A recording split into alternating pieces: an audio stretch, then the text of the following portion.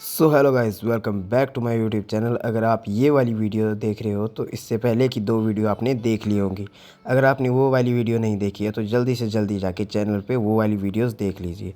तो जिब्बी से वापस आने के बाद मैं और मेरा दोस्त पहले तो डिसाइड करते हैं सीधा घर आने के लिए, लेकिन राहुल ने चहनी कोठी के बारे में सुना था कि यहाँ पे चहनी कोठी है कहीं पे।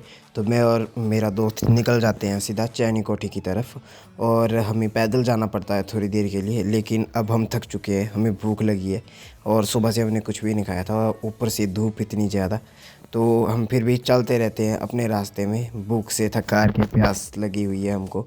लेकिन फिर भी हम आगे बढ़ते जाते हैं क्योंकि हम चहनी कोठी को देखना चाहते हैं और रास्ते में हमें इतना प्यारा सा घर देखने को मिलता है। और राहुल थक के बैठ जाता है, लेकिन थोड़ी देर रेस्ट करने के बाद हम दोबारा निकल जाते हैं आगे अपनी मंजिल को पाने के लिए। लेकिन जब हम अपनी मंजिल में पहुंचते हैं तो हमें मंदिर मिलता है, ना कि कोठी मिलती है देखने को। और चलो, ये भी अच्छा है, यहाँ का व्यू बहुत प्यारा है। दर्शन कर लेते हैं देवता के, ऋषि श्रृंगा जी का ये मंदिर है। और चहनी कोठी यहाँ से थोड़ा आगे है, जो हमने यहाँ पे लोगों से पता किया है। तो पहले मंदिर के दर्शन कर लेते हैं, उसके बाद चहनी कोठी चलेंगे।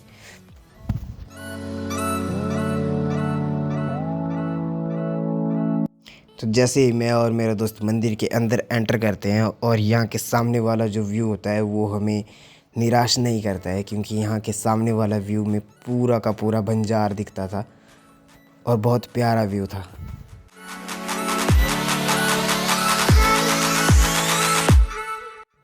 तो ये है चहनी कोठी जहाँ हम जाना चाहते थे, लेकिन हम मंदिर में पहुँच पाए। कोई बात नहीं, पहले मंदिर में मोरों के दर्शन करेंगे, देवता के दर्शन करेंगे, उसके बाद हम चहनी कोठी के लिए जाएंगे। और यहाँ पे ना एक बात नोटिस की मैंने कि यहाँ पे दीवारों पे चारों साइड विष्णु भगवान के जितने भी अवतार हैं उन सभी अवतारों के मतलब वो मूर्तियाँ वगैरह लगी हुई हैं, और बहुत प्यारी प्यारी मूर्तियाँ हैं। तो इस मंदिर में 3 फ्लोर है, और सामने जो मेन दरवाज़ा है उसके ऊपर जिन लोगों ने इस मंदिर के लिए कुछ किया है उनके नाम लिखे हुए हैं। अब मुझे पता नहीं ये कौन कौन से नाम है। तो दर्शन करने के बाद मैं और मेरा दोस्त निकल जाते हैं चहनी कोठी के लिए। पहले हम बाइक के पास जाते हैं रोड को, क्योंकि वहाँ के लिए कच्चा रोड है, और उसके बाद बाइक पे ऊपर जाते हैं वापस से चहनी कोठी जाने के लिए। काफ़ी ज़्यादा ऑफ रोडिंग करने के बाद मैं और मेरा दोस्त और हमारी बाइक तीनों थक चुके थे, पर फिर भी हम जा रहे हैं क्योंकि आधा घंटा लगेगा यहाँ से। तो इन्जॉय द राइड।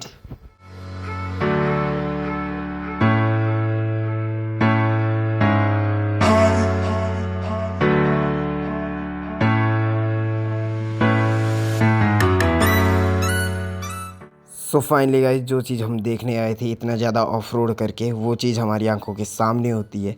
और ये व्यू, इसके बारे में कुछ बोलूँगा तो शायद इसकी तारीफ़ कम होगी, तो आप खुद इंजॉय कीजिए। इतना एडवेंचर करने के बाद हम पहुंचने वाले हैं जहाँ पे हमने सोचा भी नहीं था कि हम जाएंगे। तो अभी चलते हैं ऊपर और देवता की कोठी देखते हैं।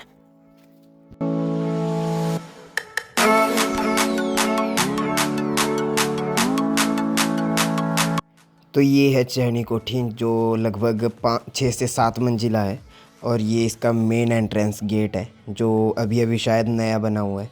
और यहाँ की नक्काशी बहुत ही प्यारी है, लेकिन अंदर पहुँचने के बाद जो यहाँ का व्यू होता है चारों साइड का, वो देख के मैं दंग रह जाता हूँ।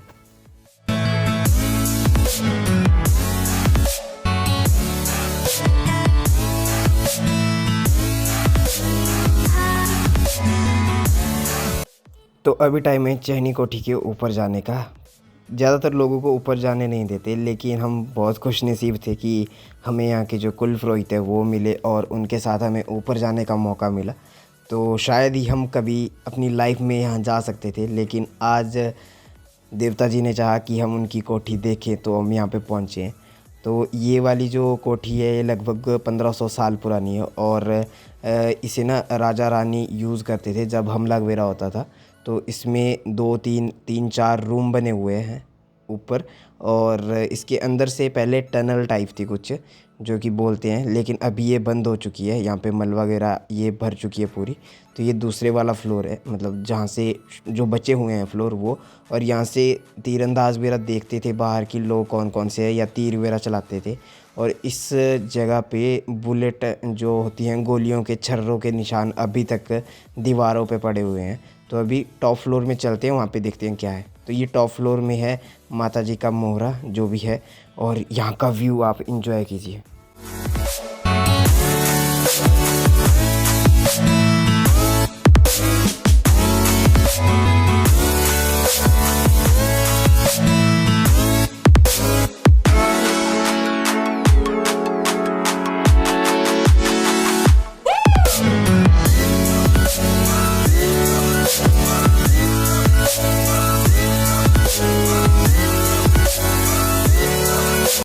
तो इस साइड सामने जो आप नीचे देख रहे हैं ये ठाकुर जी का मंदिर है, जहाँ पे ठाकुर जी की वृंदावन से लाई गई मूर्ति स्थापित है।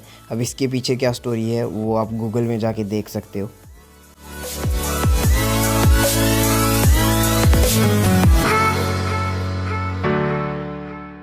तो अभी मैं और आप दोनों व्यू एंजॉय करते हैं।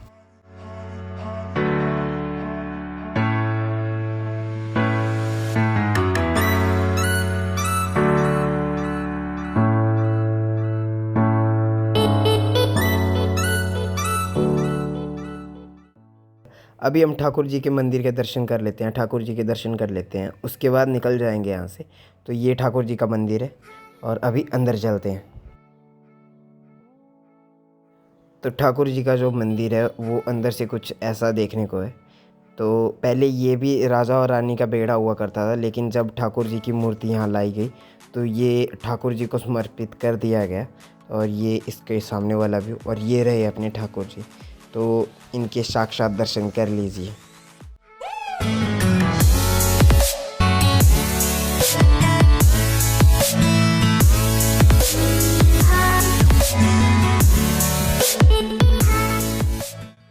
तो अभी अच्छे से दर्शन करने के बाद मैं और मेरा दोस्त, हमें भूख भी लगी है, तो अभी निकलते हैं घर के लिए, घर की तरफ। पहले बंजार में कुछ खा लेंगे। मेले में देवता जी के जो श्रृंगार ऋषि का मेन रथ है, जिसके लिए मेरा दोस्त स्पेशली बंजार आया था मेले के टाइम कि मैंने दर्शन करने हैं रथ के, तो उनके दर्शन कर लेते हैं। क्योंकि मंदिर के दर्शन हमने कर लिए, कोठी के दर्शन हमने कर लिए, अब हम जाएंगे सीधा नीचे रथ के दर्शन करने के लिए। तो पहले कुछ खा लेते हैं और फिर मेले में जाएंगे श्रृंगार ऋषि जी के दर्शन करने के लिए। तो पहले तो हमें पता ही नहीं था कि श्रृंगार जी का जो रथ है वो कौन सा है, लेकिन बाद में यहाँ लोगों से पूछने के बाद जो गोल्डन में, मतलब पूरे गोल्ड के बने हुए हैं, वो श्रृंगार ऋषि जी हैं, जो इस टाइम पिछली साइड है और अभी लेफ़्ट साइड में है। तो इनके दर्शन बैठने देते हैं इनको, फिर इनके दर्शन कर लेंगे।